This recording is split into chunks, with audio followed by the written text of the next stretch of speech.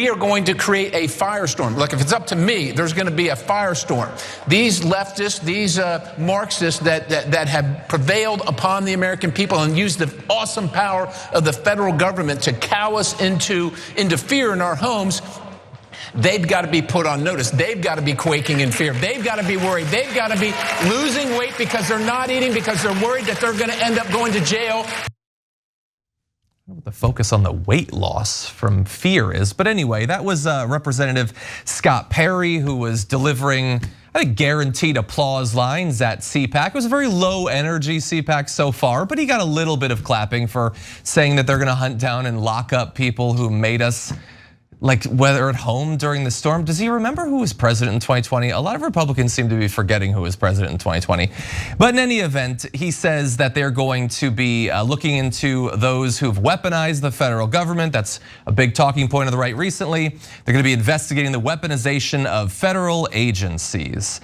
And the point that they're making there is that the federal government obviously should not be deployed as a weapon against your political opponents. And to make sure that everyone understands that, they're gonna hunt down and lock up their political opponents. It's beautiful, really. It's a nice circular little process. In any event, he also touched obviously on the vaccine mandates. He took a little bit of time to say that Democrats are gonna be banning your gas stove and stuff. Look, maybe there's a reason people like Mike Pence and Ron DeSantis and I don't know, a whole bunch of them didn't take the time out to go to CPAC this year. This is just like any random Charlie Kirk monologue or a little snippet from a Jesse Waters or whatever, except it's the elected officials getting to live out their true dream, which is to be right-wing pundits. Yeah, okay, so look, what am I supposed to do with right-wingers? I want us to get together so we can end corruption, and I know you guys hate corruption. But do you guys get the saying, I'm for freedom and let's lock up our political opponents, is contradictory? I'm asking you like basic questions. Do you get that those things are diametrically opposed to one another? I love freedom, let's lock up everybody who doesn't agree with us. How can you possibly say those two things and cheer those two things at the same time? But you know what, for the right-wing mind, this is the problem with us on the left. We can't understand the right-wing perspective. For the right-wing perspective, they think, yeah, that's not inconsistent at all. Freedom for me and not for you. That way I'm on top and you're at the bottom. Mission accomplished. Where's the question? Why is that even hypocritical? Of course I don't want you to have freedom. Of course I want my political opponents locked up. And of course I want me to have maximum freedom.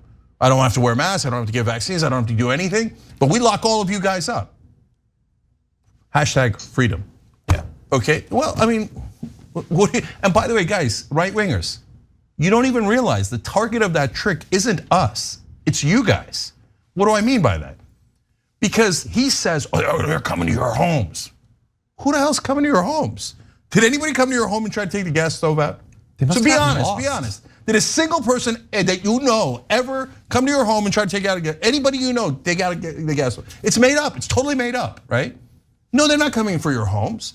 No, the federal government sometimes regulates big business. Scott Perry and all the Republicans and most of the Democrats are paid off by big business.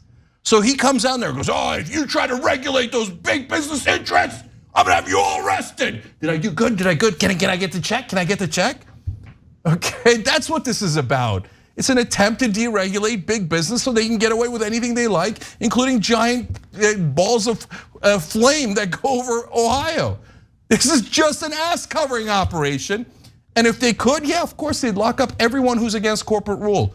And you know who they'd lock up along with us on the left? You guys. Because then you wouldn't agree to big business rule. Look at how you're yelling at them at East Palestine. They don't like that kind of talk. Yeah. That's something that'll actually get you in real trouble under corporate rule, which is what Republican politicians love. That's why they lie to you guys. Emma? Yeah, the fixation on the gas stove thing is funny to me because it really is a classic conservative hallmark where they dress up teeny tiny regulations that are meant to protect people and pretend that any kind of protection from corporate America is some infringement on your personal freedom, as opposed to the corporation that's making you sick, in theory, right? And they do that all the time. But to your point, Cenk, about the ability of the conservative mind to compartmentalize and to square circles. I mean, they're doing it by sitting at CPAC. Like Matt Schlapp, chairman of CPAC, just a few months ago, accused of sexual assault of a man who worked on Herschel Walker's campaign, I believe, as a driver. And it's a little bit more sparsely attended this year. They're not getting the big headliners. I don't think Trump's showing up, right? He might later, but at least not today. I don't know if he's going in person, but he is speaking on Saturday. Okay, well, maybe not Kevin McCarthy. I don't know the full lineup, but point being is that it used to be even more of like a rock star event for these nut jobs. It's much less so this year, but still, it doesn't really matter. Like Jim Jordan showed up as well, because conservatives really don't have a problem with compartmentalizing. This is my team. I might be a hypocrite. That's okay, but I'm on this team because I believe in a far right hateful ideology, and that is the more important element here. It's the same reason that despite all of this damning evidence coming out in this Dominion lawsuit about how Tucker Carlson behind the scenes is saying that Sidney Powell is a crank and how the entire election conspiracy is complete nonsense, and in public saying the opposite, and then while believing that in private, also trying to get reporters at Fox fired for saying what he believes privately, publicly about the election. There's a reason that is not going to penetrate the conservative mind, is because hypocrisy is irrelevant to them. They are immune from hypocrisy arguments and hypocrisy shaming. They're operating like they would, like a fascist group would, which is that the ends justify the means, and it doesn't necessarily matter what we believe as long as we're behind, big Trump or big fascist or big Republican Party, because this is our team and we're gonna die with them. Yeah, and I think it definitely justifies the means ideologically in the end, but also on a personal level, that all of the speakers, like they had Candace Owens, Trump, it's just a series of grifters. That's all it is, some in politics, some in media. And many of the attendees dream of someday being elevated by Tucker Carlson so they can start making money by lying to these people. I mean, they had Steve Bannon speak. He stole hundreds of thousands of dollars from conservatives. He said, I'm gonna build a wall, give me money. And then he took it and he bought a boat and he gave money to his friends. They just stole money from conservatives. And CPAC's like, oh, that's good. No, you're really good at this grift thing. Come and speak. And no one has a problem with this.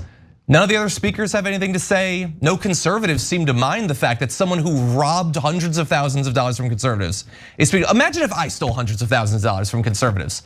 You think they'd let me speak at CPAC? But when it's a conservative, that's the whole point. He did it a little bit more brazenly. I think they're a little bit impressed by that. But that's fine. Nobody has a problem with the fact that they were so openly robbed. Thanks for watching the Young Turks. Really appreciate it. Another way to show support is through YouTube memberships.